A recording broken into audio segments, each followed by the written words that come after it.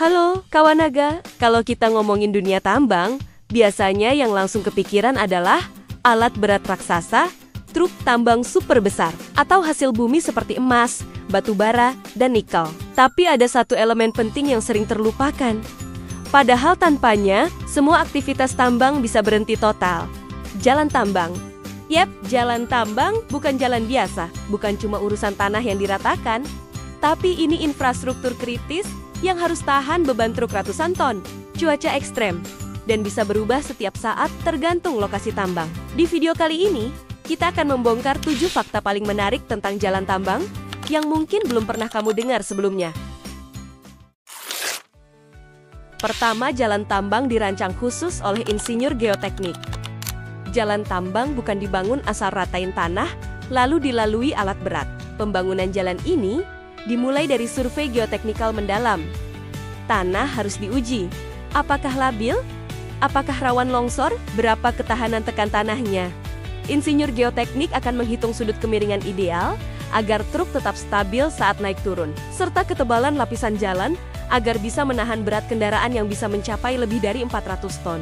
Mereka juga mempertimbangkan drainase air, karena jalan tambang yang tergenang bisa jadi bencana besar. Jadi jangan bayangkan, ini kayak bikin jalan kampung ya. Ini jalan untuk monster-monster logistik. Kedua, perawatan jalan tambang bisa menelan biaya miliaran per bulan. Karena truk tambang lewat terus-menerus, jalan cepat rusak kalau tidak dirawat. Setiap tambang skala besar biasanya punya armada khusus yang bertugas hanya untuk perawatan jalan grader, water truck, compactor, sampai dump truck pengisi material. Satu tambang batu bara besar di Kalimantan bisa menghabiskan lebih dari 1 miliar rupiah per bulan hanya untuk menjaga agar jalur tambang tetap aman dilewati. Ketiga, ada jalur khusus naik dan turun sesuai muatan.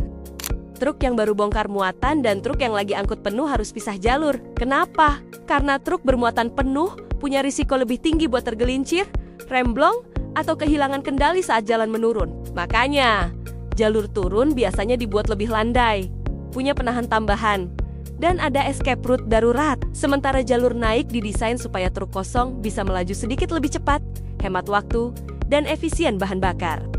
Jadi bukan sekadar kiri kanan, tapi dirancang biar tidak ada satu truk pun yang saling tabrakan atau nabrak tebing. Keempat, kecepatan di jalan tambang sangat dibatasi, bahkan di bawah 30 km. Meski truk tambang punya mesin besar dan bertenaga, mereka tetap dibatasi kecepatannya. Beberapa tambang bahkan hanya memperbolehkan kecepatan maksimum 20 km, dan di area tertentu cuma 10 km. Kenapa? Karena truk tambang memiliki inersia besar. Sekali meluncur, butuh waktu panjang untuk berhenti, dan kalau terjadi kecelakaan, dampaknya bisa sangat fatal, bukan cuma merusak alat, tapi bisa mengancam nyawa operator. Dan kalau ketahuan ngebut, operator bisa langsung dapat SP atau bahkan dikeluarkan. Kelima, material jalan dicampur khusus dan berlapis-lapis.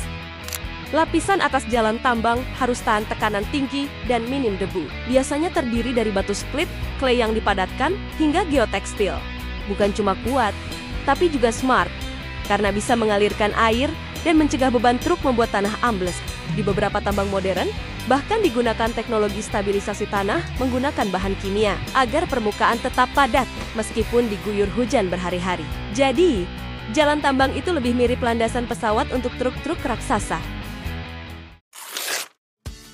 Keenam, sudut kemiringan harus dihitung presisi dengan standar tambang. Untuk truk tambang super besar, sudut kemiringan maksimal yang direkomendasikan hanya sekitar 8-10 derajat. Lebih dari itu, risiko terguling dan remblong meningkat drastis.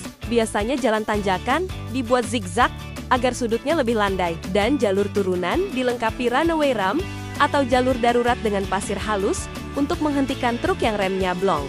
Disinilah pentingnya skill operator dan peran tim desain jalan. Dan terakhir, fakta yang paling jarang diketahui orang awam. Ketujuh, jalan tambang bisa dipindah total sesuai perpindahan galian. Karena lokasi tambang terbuka selalu berubah mengikuti arah penambangan, maka jalan pun harus fleksibel. Dalam 1 tahun, satu tambang bisa membongkar dan memindahkan 10-20 km jalan tambang. Ini bukan cuma soal menggusur tanah, tapi juga memastikan semua perhitungan ulang dilakukan. geoteknik, pemadatan, kemiringan, sistem drainase, hingga keamanan. Jadi, kawan naga, jalan tambang itu bukan cuma urusan truk lewat di jalan tanah. Ada ilmu teknik, biaya besar, dan perencanaan luar biasa di baliknya. Mulai dari desain, perawatan, sampai pemindahan jalan semua dilakukan demi satu tujuan, keselamatan dan efisiensi. Kalau kamu suka bahasan kayak gini, jangan lupa like, subscribe, dan nyalakan tombol notifikasinya. Dan tulis di komentar, fakta mana yang paling bikin kamu tercengang. Sampai ketemu di video edukasi tambang berikutnya.